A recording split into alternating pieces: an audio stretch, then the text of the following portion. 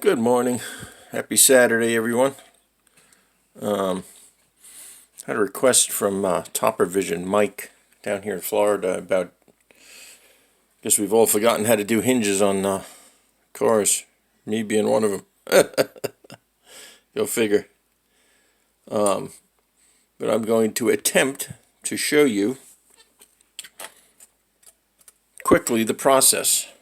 You're going to have to tweak it yourself when you get to the point I'm going to show you. This is what the hinges will look like when they are complete. See if that will focus for us.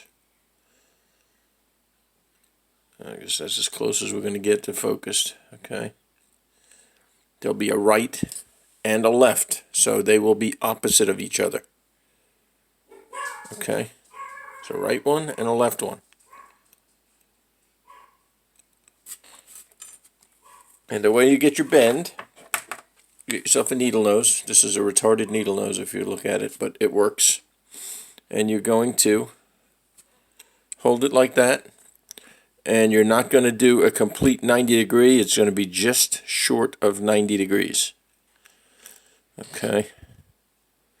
So it's going to be about like that. Then, once you get that, you'll put your needle nose just past that first bend. Okay. And then you're going to take your, by the way, this is a paper clip, jumbo paper clips. Okay, this is, I got them at Office Depot. It's 100 count. And they're just a regular large paper clips. And we'll get into other stuff about this in a minute here. So once you got this bend here, and you have it in there, you're going to take it, looking down at it, and you're going to wrap this completely around like that. Okay? Look at it outside of this. It's going to look like that. Then, what you'll do is you'll take it flatways. Making sure I'm in the camera here because I got the camera on a tripod and I'm just talking. You want to line up your needle nose long ways with the first bend, like that, holding the piece you just bent, and you're going to bend it straight down. Okay? So you have that. And what I do is I just cut it off at about close to maybe 3/8 of an inch on both ends.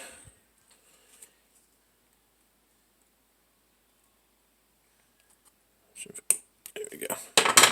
And that's what you come up with. Okay, and then you want to get them lined up so that they are level with each other, so when you lay it down, it will sort of stand up by itself, and that'll tell you that it's square. So let me just get this one square and I'll show you what that looks like. There you go. Can you see that? Let's see if I'm in the camera. Right there. So that's square. Okay, now if you look at these, you'll see that there's little white pieces on each end. What I normally use is styrene tubing with one end flattened down by sanding it. Okay, and those flat ends, let me see if I got the right one in my hand. No, I don't. This one here, both flat ends are on this one already. So those flat ends are going to be the pieces that mount on your door jamb and on your door. The bent down piece goes inside the door jamb, and the flat piece goes inside the door. So if you have your door like this one will mount in here, and epoxy that in. Don't use glue, because if you use glue, it's just going to break off. I use 5-minute epoxy and let this piece sit. Okay, you want to have it in there good with the edge of your bend almost equal to the edge of the door. Okay. You see how that goes. And then what I do after I get this glued in there is I fill that with a Bondo filler. On your car body, the other part, so you'll have the door mounted on here, then you take this part, trying to make sure you have this in the camera, and this piece here gets, I'm going to hold it with my finger on the inside so you can see what it looks like. Try to get it mounted center of door, so you have that, so that when you open the door, it does that. Okay. And I only use one hinge on each door, because if you use two, the contour of the door throws it off and it breaks off every time. So I go center, like that, and then glue it on the door, and that piece that you bent fits right around this front section here.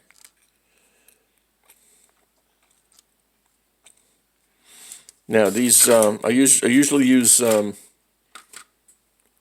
styrene tubing. I forget what the size is that I used to use on this, so I just made my own.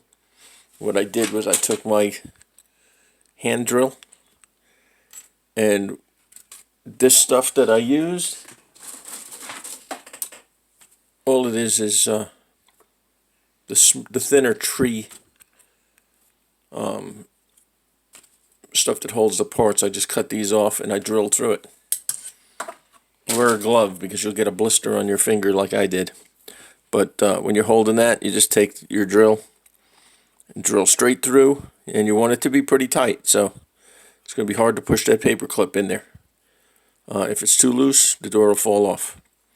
You want it just tight enough so that when you hold that piece of plastic, that door, the paper clip will spin in it with a little bit of tension on it, a little bit of drag. So that's it. Like I said, you'll have a left and a right. They will look like that when you're done. Glue them in with epoxy. This epoxy will hold them in there the best. And then once you get your hinge inside your door frame, fill your door frames both sides, and that will give you a good hinge to get your doors to open and close. I'm getting ready to go out and mount the hinges on the doors right now, and then fill these up with filler, and then I'm going to start painting today. It's a nice day out, not rainy or humid, so today will be the best day to paint. Don't know what paint I'm going to use, but I'll figure that out when that time comes. I want to get a coat of primer on everything this morning, and as you can see what I have put together so far, this here, the main flat black will be underneath, and then I will accent it. Everything else by brush. Interior I'm not sure of yet. I'll probably do the black first and then mask off the interior. Got the front end on, got the rear end on, got the exhaust system in, got the other door cut out of the body, so both doors are cut. I got the leading edge of the trunk put on. As you can see running along here, I used flat styrene on both sides, so that when the trunk goes in there, let me get these off the paint sticks. When the trunk goes in, it does not fall through. So that's that. Oh, also, what a pain in the neck these were. I stripped all the chrome that I'm using, but I don't know what they used underneath the chrome. It was like a shellac or a lacquer or some kind of varnish or something, and the purple pond wouldn't take it off, so I had to scrape it off, and to get in there was a pain in the butt. But they're pretty clean. If they're not, it's nothing that you'll ever notice. Got the engine pretty well done. I got to make brackets for these floating alternators and the floating air conditioned pump. No, power steering, I'm sorry. Because I could never figure out why they didn't, they mold everything else so neatly and they don't have brackets for that stuff. But that's that part. Am I forgetting anything else? Wheels are inside wheels. Oh, great, that one's stuck together. I'll have to break that one apart. Yeah, there we go. Those are all painted. I got little parts and stuff all over the place here. So, but anyway, yeah, hinges. Hope that helps you out, Mike. It's the best I can remember it without watching one of my old videos. You can always go back. I think it was somewhere around 2009. I've got Hinge. I think it's called Hinge Update, and it would be under in my page on old videos. But that's all I got for you this Saturday morning. Hope you guys have a great day, and we'll talk to you on the next update. See ya.